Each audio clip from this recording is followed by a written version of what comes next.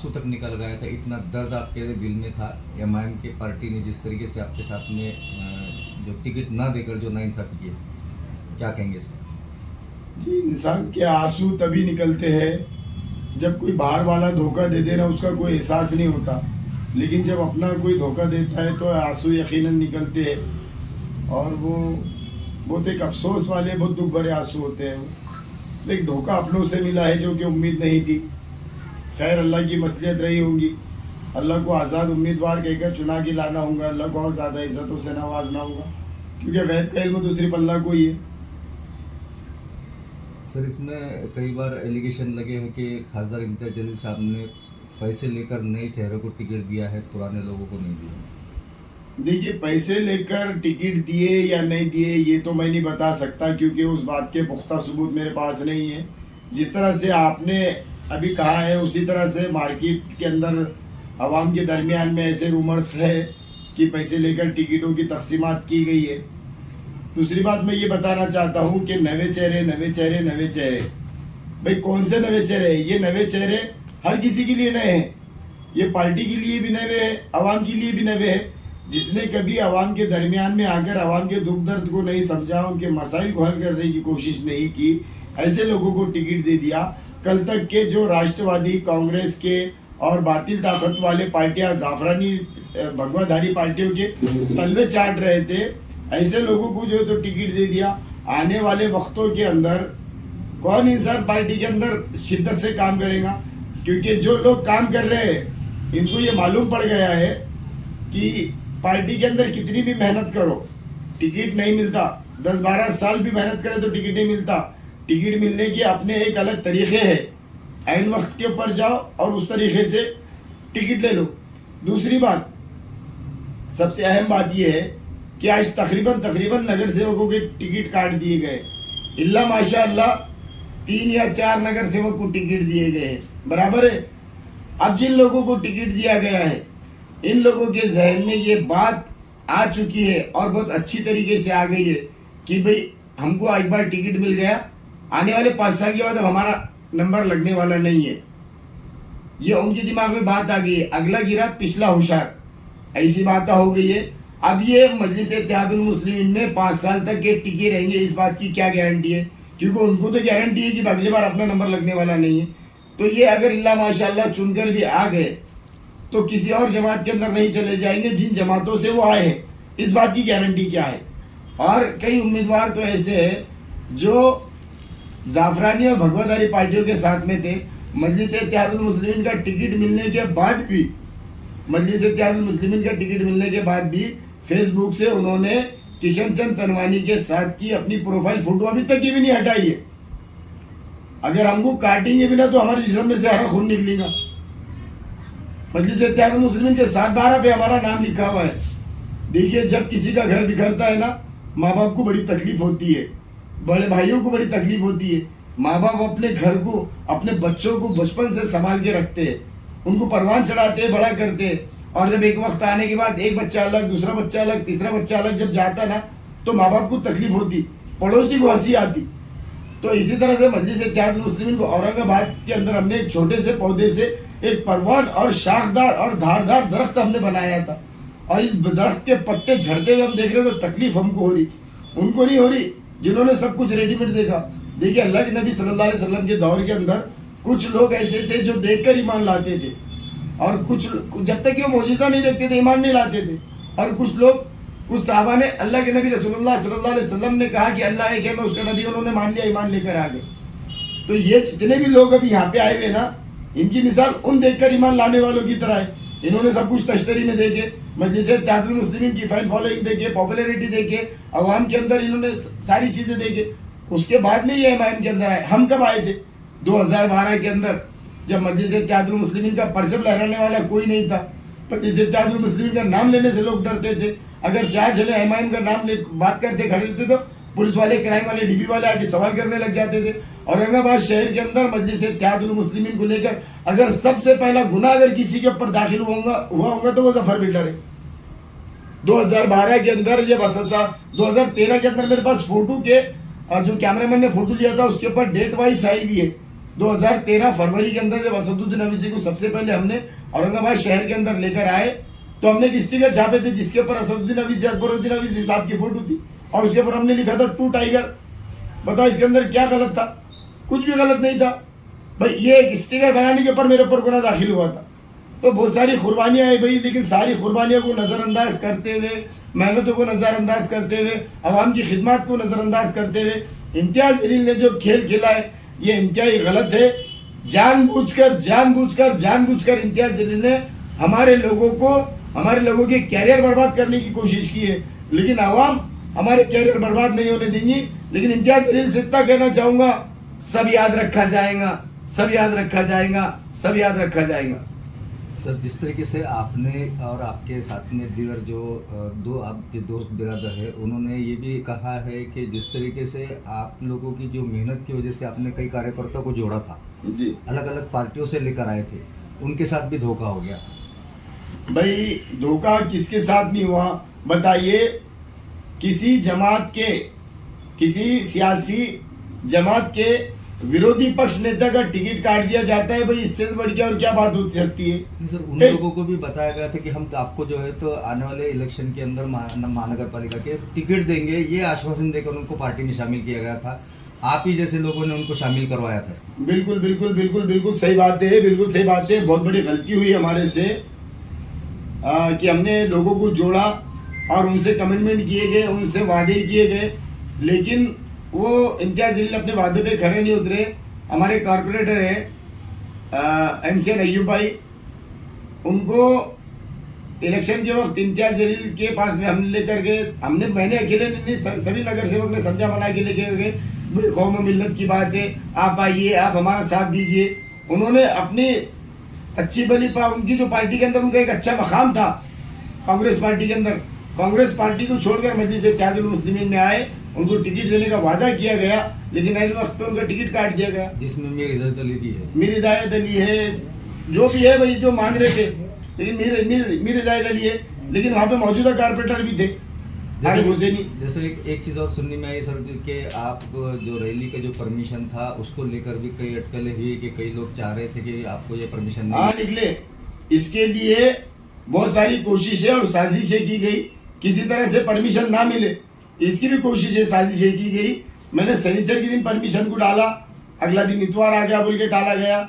फिर अगले दिन मेरा जो प्रतिनिधि है, प्रतिनिधित्व का जो कर रहा है, वो दिन भर वहाँ पे बैठा रहा, उसके बावजूद उसको परमिशन देने के लिए टालम टोल किया गया, क्योंकि कहीं ना कहीं उन लोगों के ऊपर प्रेशर था। उसके बाद में फिर मेरे को RO ऑफिस जाना पड़ा। RO ऑफिस जाने के बाद में मैंने तमाम चीज़ों का जायजा लिया, फिर वहाँ पे सारा प्रोसीजर करा। तो उसके बाद में लोग बोलते भाई पुलिस से वेरिफिकेशन हो के आना, क्रॉस चेक हो के आना। फिर वहाँ से मैं निकला, जिंसी पुलिस स्टेशन आया, जिंसी पुलिस स्टेशन आके मैंने वहाँ का सारा प्रोसीजर कंप्लीट किया। जिंसी पुलिस स्टेशन वालों को RO ऑफिस परमिशन का क्रॉस चेक करके फॉरवर्ड करने लगाया। फिर वहाँ गया, उनको बोला कि साहब देखो परमिशन का पुलिस वालों ने NOC दे दी है, अब तुम भी दे दो। उसके बावजूद उन्होंने टालम टोल करने की कोशिश की, लेकिन अल्हम्दुलिल्लाह अल्लाह को जो करना होता है वो अल्लाह करा के रहते, परमिशन मिल गई। इसीलिए तो कहा जाता है ना कि ए बंदे कुछ तू चाहता है, कुछ मैं चाहता हूँ, लेकिन होता वही है जो मैं चाहता हूँ। ए बंदे तू वो कर जो मैं चाहता हूँ, होगा वही जो तू चाहता है। सर क्या हो सकता है, क्या लगता है आपको कि कौन लोग होंगे जो आपके परमिशन को रोकना चाहते हैं? भाई जो हमारे अपोजिट में है वही लोग होंगे, किसी एक का नाम लेना मुनासिब नहीं होगा। तमाम लोग असल में इनको डर लग रहा, आज लोगों की मोहब्बत है जो मेरे साथ में जुड़ गई है, जो हमदर्दी लोगों के मेरे साथ में जुड़ गई है।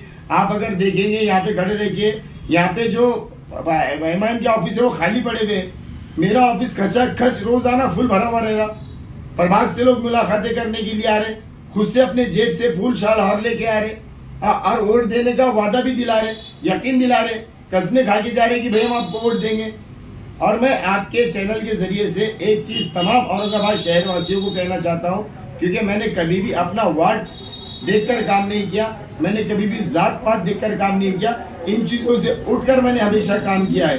इसलिए सिर्फ वार्ड के और प्रभाग के लिए लोगों के लिए नहीं कहूँगा, पूरे शहर के प्रभाग के लोगों के लिए कहूँगा कि भाई अपने प्रभाग के 4 नगर सेवकों में एक नगर सेवक ऐसा चुनो जो हर वक्त आप लोगों के दरमियान में रहे, हर वक्त आपके फ़ोन के ऊपर वो पेश हो जाए, वो ये नहीं कहे कि अभी सर्दी हो रही, सर्दी के दिन है, बारिश आ रही, धूप है, रात बहुत हो गई, 3 बज रहे 4 बज रहे, नहीं, जब फोन करे तब उसने हाजिर रहना। एक बंदा आपके प्रभाग के पैनल के अंदर होना ही होना चाहिए ऐसा। सर कई जगह पे देखा गया है कि जितने भी एमआईएम के माजी नगर सेवक थे उन्होंने अपने अपने ऑफिस से इम्तियाज जलील साहब की तस्वीरें हटा दी, मैंने भी हटाया। जबकि रासद साहब की फोटो, अकबर साहब की फोटो है, लेकिन इम्तियाज जलील साहब की फोटो नहीं है। तो नहीं भाई, धोखाधड़ी करने वाले को कैसी कैसी फोटो रखेंगे। अभी देखो, मैंने मेरे अम्मी की फोटो मेरे साथ में लगाया हुआ, इम्तियाज जलील की अम्मी की फोटो भी मैंने लगाया हुआ था, वो फोटो को मैंने नहीं निकाला, क्योंकि माँ तो माँ होती है ना, माँ किसी की भी हो। और वो मरहुमा को अल्लाह जन्नत नसीब फरमाए, उनके जन्नत में आला से आला मुकाम नसीब फरमाए। और वो उनके अम्मी, ये इम्तियाज जलील का कोई कमाल नहीं है, ये उनके अम्मी के बहुत अच्छे नेक और सालिहाना जिंदगी गुजारे होंगे तो उनको सिला मिले हुआ है, दुआओं का नतीजा है। इम्तियाज जलील में कोई काबिलियत नहीं है। सर एक आखिरी सवाल पूछना चाहूँगा कि अगर असदुद्दीन साहब औरंगाबाद शहर में आने वाले हैं, अगर उनकी तरफ से आप लोगों को वापस अगर बुलाया जाता है तो क्या रहेगा आपके पास? आप मेरी बात रहेंगी या कुछ और रहेगी? आप मेरी बात का मकसद ही नहीं समझे है।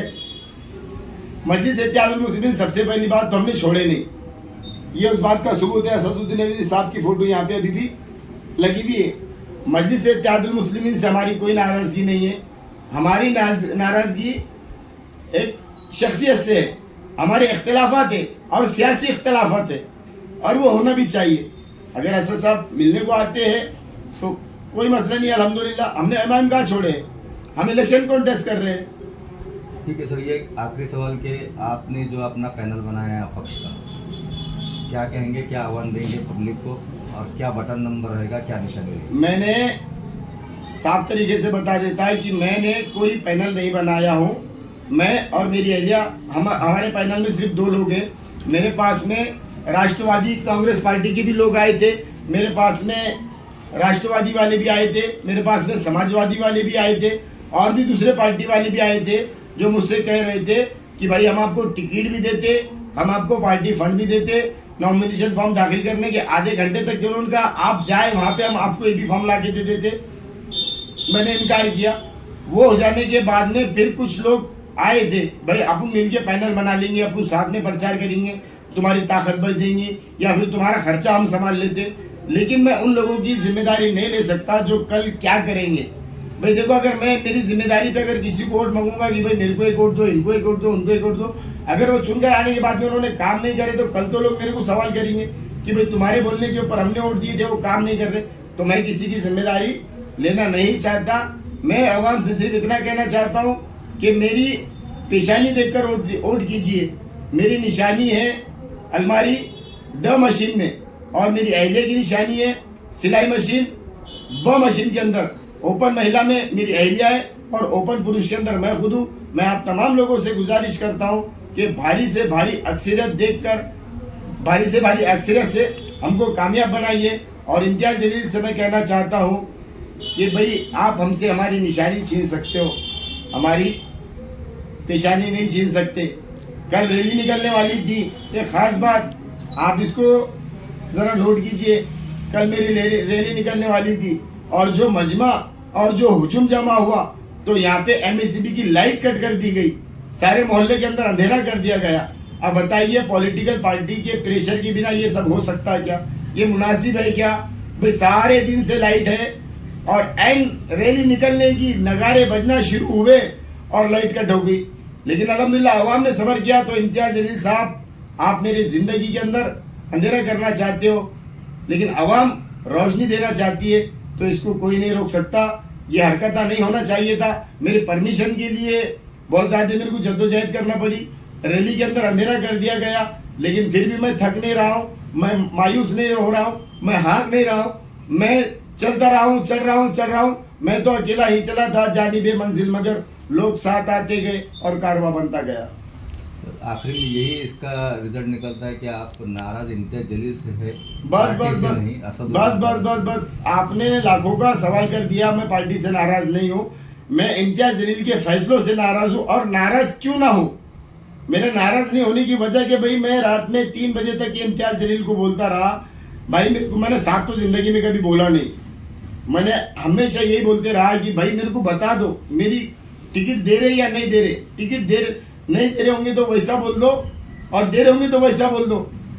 मैं मोहसिन भाई मैं आपको एकदम दावे के साथ में बोलता, अगर इम्तियाज भाई मेरे को बोलते रहे कि भाई सफर इस बार हम तुमको टिकट, अगर उन्होंने समझा के बिठा के अगर बोलते थे कि भाई सफर देखो हम तुमको टिकट नहीं दे रहे क्योंकि हमने किसी और को तय किया है, इंशाल्लाह पार्टी के अंदर आप थे है और हम पार्टी के अंदर टिकट नहीं दे रहे तो कोई ना कोई हम आपको एक ओहदा दे देंगे, हम आपको कोई पूर्व अध्यक्ष दे देंगे, शहर अध्यक्ष दे देंगे, जिले में कोई पोस्ट दे देंगे। भाई इस तरह से अगर उन्होंने तरतीब बनाते थे तमाम नगर सेवकों को बिठा के, देखो भाई 11-12 हजार लोगों का प्रतिनिधित्व करने मामूली बात तो नहीं होंगी ना, वो शख्सियत कुछ ना कुछ तो मायने रखती होंगी ना भाई, कुछ तो हैसियत होंगी। इम्तियाज जलील तुम समंदर है, हम खतरा तो होंगे ना, और खतरे से समंदर बना, इतनी बात को तो मानते ना।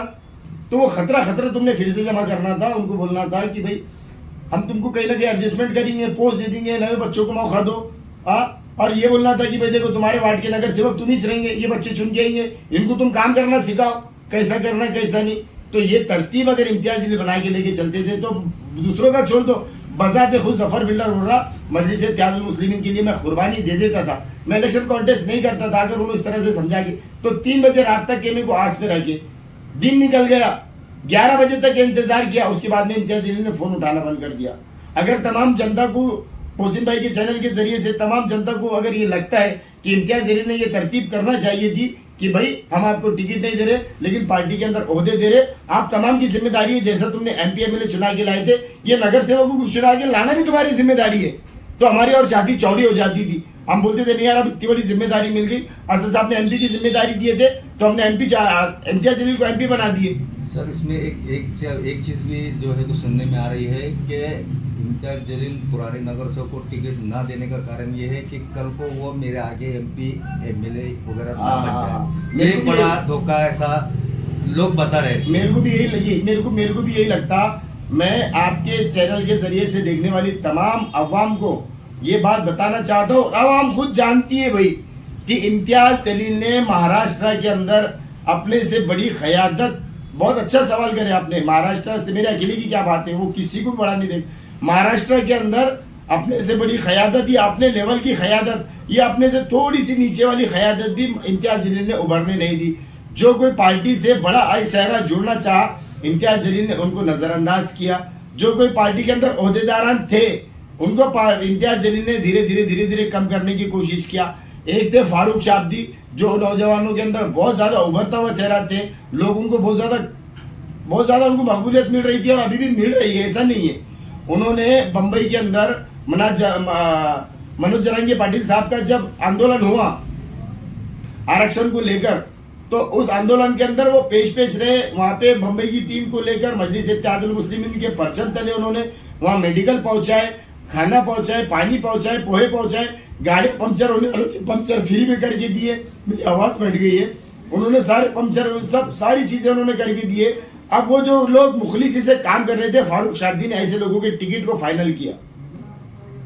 अब उसके बाद में जो है तो इम्तियाज जलील अपनी लिस्ट लेके पहुंच गए वहां पे। अब जिन लोगों को वादा किया, जिन लोगों की लिस्ट पहुंच गई, उन लोगों को ऐन वक्त के ऊपर टिकट काटना अच्छी बात है क्या? फिर फारूक शाब्दी को वहां का जिम्मेदार क्यों बनाए थे भाई? जब उनके फैसले सुनना नहीं था तो जिम्मेदार क्यों बनाए उनको? तो कहीं ना कहीं असद साहब ने इन चीज़ों के ऊपर ध्यान देना चाहिए कि इम्तियाज जलील का ये जो कुछ भी चल रहा है इसको रोकना चाहिए, इससे पार्टी कमज़ोर हो रही है। अल्लाह ना करे कि पार्टी कमज़ोर हो, मजलिस इत्तेहादुल मुस्लिमीन दिन ब दिन ताकतवर बने। अल्लाह मजलिस इत्तेहादुल मुस्लिमीन को ऐसा दरख्त बनाए जो रोज़े क़यामत तक ये महफूज रहे।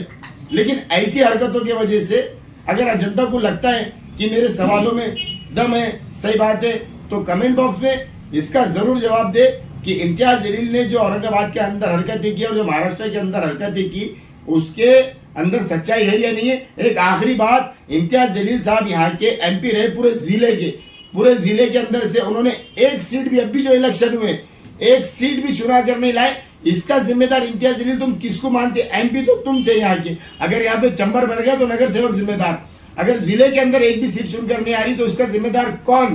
दूसरी बात ये जो 83+1 सीटें जो बता रहे ना, ये अपने जिले के बाहर की है। खुदा हाफिज।